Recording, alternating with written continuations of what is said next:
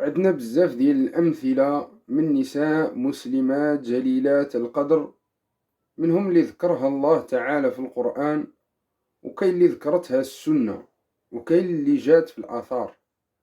من هؤلاء النسوة حواء أم البشر، مريم بنت عمران، آسيا امرأة فرعون، ماشطة ابنة فرعون، سارة وهاجر زوجة النبي إبراهيم عليه السلام، زوجة نبي الله موسى، وزوجة أيوب عليه السلام، ملكة سبأ، أمهات المؤمنين خديجة وعائشة وحفصة وأم سلمة وأم حبيبة وزينب بنت جحش وزينب بنت خزيمة وجويرية وميمونة وصفية وسودة، وكذلك بنات النبي صلى الله عليه وسلم رقية وزينب وأم كلثوم وفاطمة رضي الله عنها.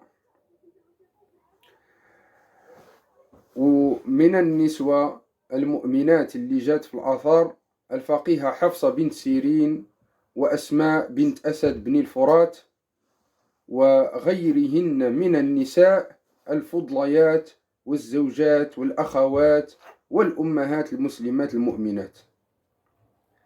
هاد النساء كلهم كان لهم دور كبير في حياة الأنبياء والرسل وفي تبليغ الرسالة ديال الخالق سبحانه، وهن قطعا أفضل من جميع الرجال والنساء المشركات، وكذلك أفضل من كثير إن لم يكن أكثر الرجال المؤمنين المسلمين. لهذا فرفضنا نحن كمسلمين للحركات النسوية ليس نابعا من كره للمرأة أو فكر ذكوري، وإنما نابع من مفاهيم شرعية محضة.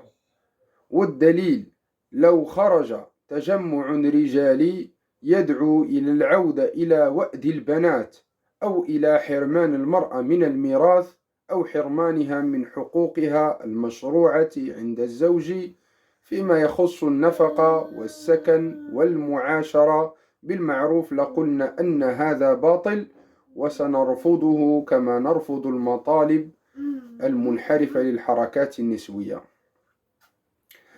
بل نحن لا نرفض فقط الحركات النسوية، لكننا ندعو إلى إعادة بناء أسس المجتمع ككل ونظامه وقوانينه وأخلاقه وأحكامه وثوابته.